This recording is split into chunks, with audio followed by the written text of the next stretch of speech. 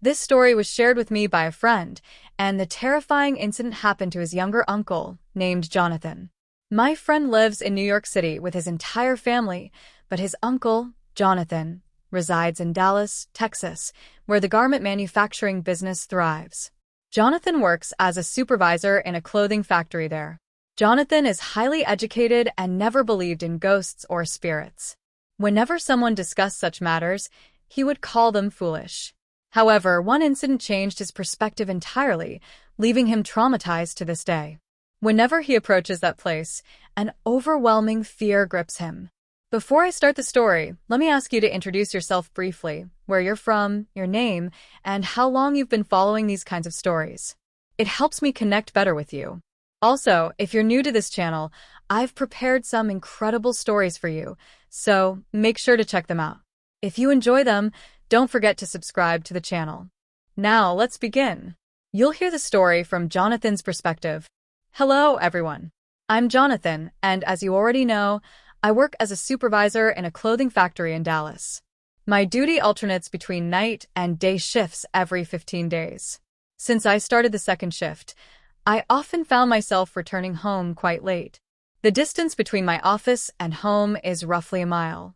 Although a shortcut through narrow alleys could get me home faster, I avoided it because of lurking thieves and barking dogs, which always frightened me. So I usually took the main road. One night, after loading some goods onto a truck, I ended up staying at the factory later than usual. The wind was howling, as if announcing an impending storm. It was midnight. I imagined my wife, Emily, waiting for me, as she never ate without me.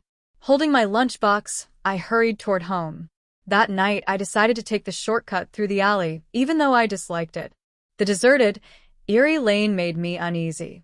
As I walked, I noticed dogs looking alert, almost as if sensing an unknown presence. Their reactions unsettled me further. I clutched my wristwatch, a precious heirloom from my mother-in-law, and slipped it into my pocket, fearing thieves. The narrow alley grew even tighter as I moved forward, its broken, uneven surface making the walk difficult. Eventually, I reached a turn where an old church stood, its large speakers barely visible in the dark. A faint, pleasant fragrance filled the air, and the temperature seemed to drop. Then, I heard footsteps behind me. Startled, I quickened my pace, but the sound followed me. Summoning courage, I turned around, only to see a woman in a white dress walking briskly toward me.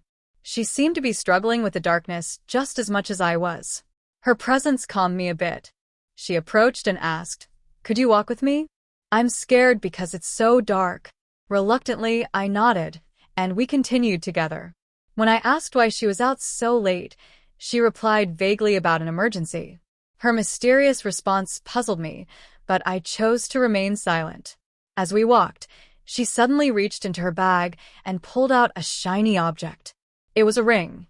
She insisted I take it, claiming it would bring immense happiness and a new life. Her words were unsettling. I refused, saying it was too valuable and inappropriate to accept such a gift. Her eyes darkened, and she stared at me intensely, but eventually, she turned back toward her house, saying, "If you ever change your mind, you'll find me here." The next night, I found myself late again. This time, I felt an irresistible pull to take the same shortcut. To my surprise, the alley was eerily quiet, no dogs, no noises. Just as I approached the church, I heard a familiar voice behind me. "Wait." Turning around, I saw her again, but this time, she wore a black dress and looked more striking than ever, almost glowing in the darkness. She smiled cryptically and asked, "Do you need help tonight?" Her presence was unnerving, but I couldn't bring myself to decline. As we walked, she bombarded me with personal questions about my family, preferences, and life. Her persistence was unsettling. When I questioned her about her own life, she brushed it off with a vague laugh, saying, "If you need me, you know where to find me." Suddenly, she reached into her bag again, holding out the same ring.